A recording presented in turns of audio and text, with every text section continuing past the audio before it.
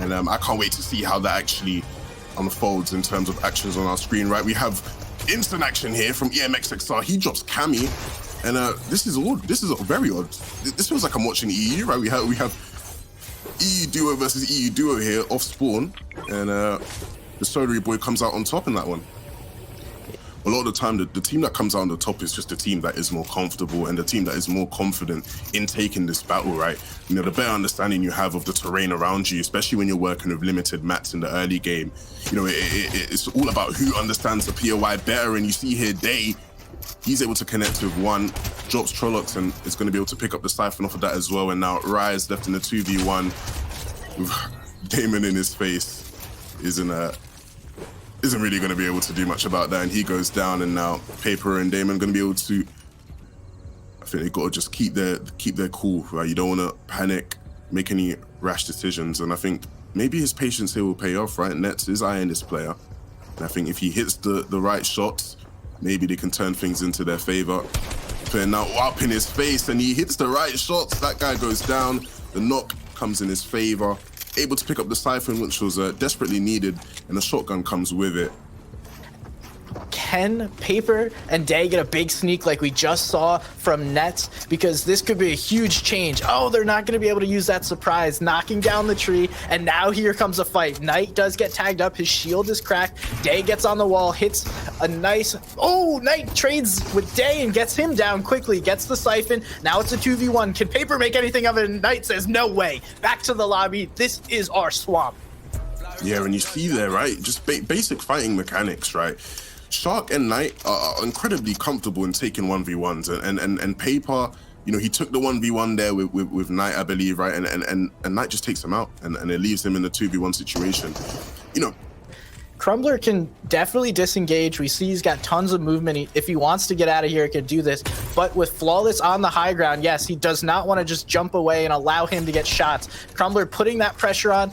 Big shield tag. Now Flawless is on the back foot. Crumbler looking to close this fight as quickly as possible. There's another duo in the waiting. They have winner of this fight. Crumbler jumps in with the crash pad, misses the shot. No tags come through for either team. 100 tag onto Flawless. Now next shot wins. Can Crumbler take this wall back, or is Flawless going to be able to finish him off? Oh, and he does. Crumbler takes this fight, but winner is now getting to fight another duo, but using that shockwave to disengage. Yeah, and Crumbler winning the fight from what you would call a least favorable position, right? He had the left-hand peek, and, you know, we all know in Fortnite, you do want to have that right-hand peek, right?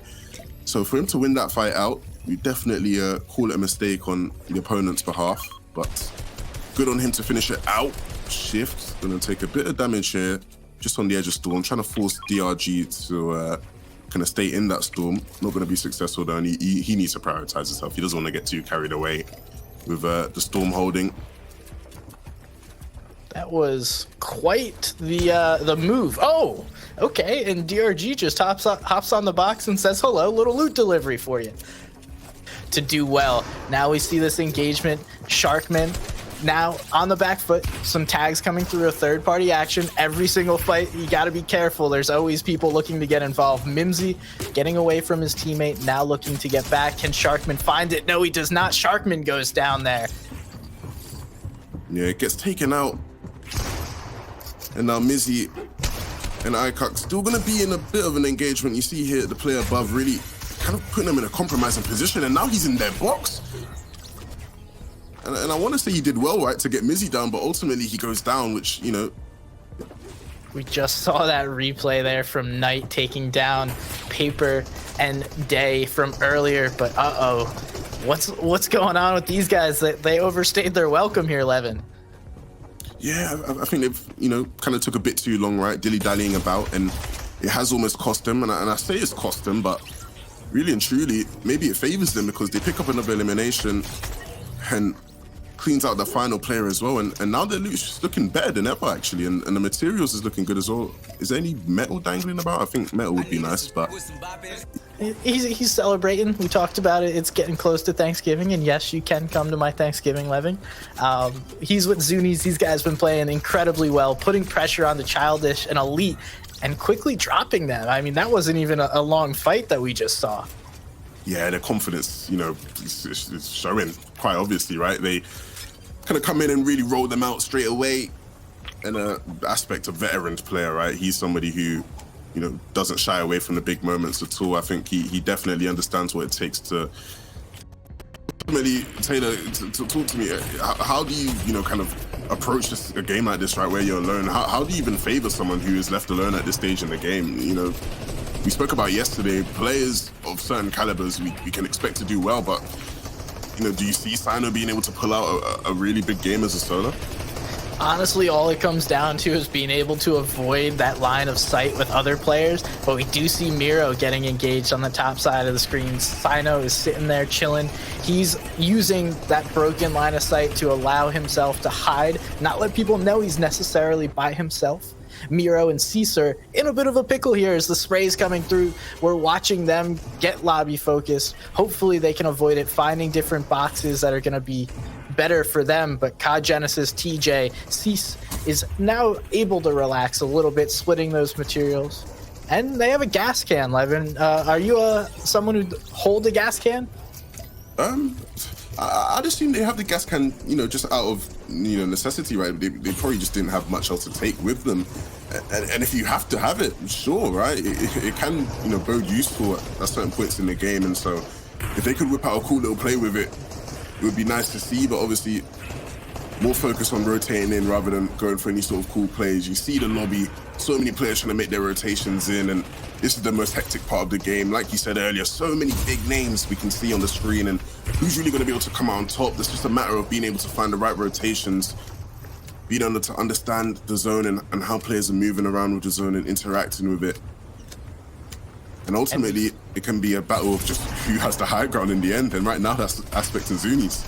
Yeah, well, while we saw this rotation to the zone, Zuni's and Aspect took advantage, grabbing the high ground. And this is where they were so good during trios, is taking the high ground, holding it, and winning games. They both have a full 200 HP while we see Miro and Cease battle on the high ground. It's chaos down below. Zuni's and Aspect are just sitting up top with their feet up on their desk. They don't have to worry about anything. No one's looking to take height. Skittles and Chap are still in this game.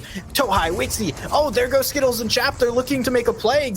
Right on cue. It doesn't work out for him. Aspect, Zuni still on the high ground. Chap, Skittles get turned away. Not today, sir. Now, how much longer can they hold height? What is their material count? And who is going to battle them for it at this time?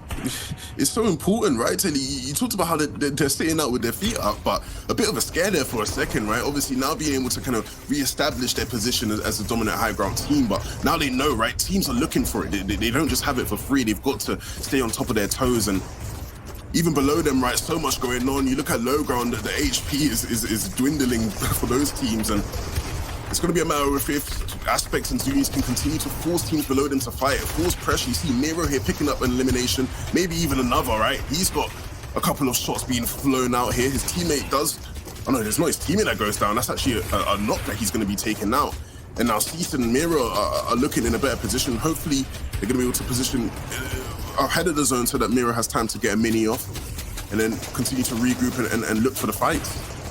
Miro is a terror on low ground. That pump shotgun is just terrifying in his hands. He will find and hit you if you get in his way. Zuni's and Aspect still on the low ground. Now comes the collision of all the low ground teams. Xset, Miro, Cease, Chap, Skittles, all colliding in the low ground. They're only boxes away. And now they are deciding for themselves who gets to continue moving. Aspect and Zuni's firing down, making sure no one can even look up at them. But wait, Scram and Refsguard chilling on the mid ground for themselves. All they really have to worry about at the current moment is up above them. Miro is looking for additional fights. He knows he needs that refresh in order to succeed in this game. Cammy and Paco might be on the opposite end of the wall. Cease jumps in the box and he finds those two, but Miro is on the opposite side. And look at how tight-knit Paco and Cammy are. It's why they've been so successful in doing so far. You see them in the same box, just looking box to box, and they pick up Cease. And now Zunis has somehow managed to go down, so it's going to be really hard for Aspect, right? He's up on high ground all alone. Will he be able to hold on? Especially if you have Cammy and Paco still up. No, Cammy's down. So actually, that's Paco left alone now. And in a game of duos, we have so many solos left alive, left to try fight out against each other. And who will actually come out on top? We're going to find out in a matter of seconds here. The fire trap goes down by Skittles. He's looking to pick up a couple more shots. He's already got 5 this game. Picks up another. And now that's going to be 6.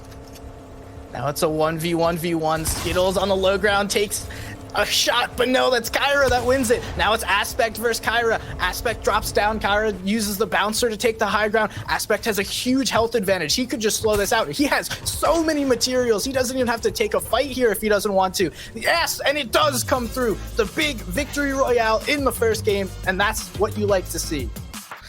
Oh, speaking of doing super well, look who is up on top. It's Booga and C9's Avery with 139 points right now, already taking a pretty good lead. And definitely a lot of those points has to go to their first game with 15 eliminations and a second placement there.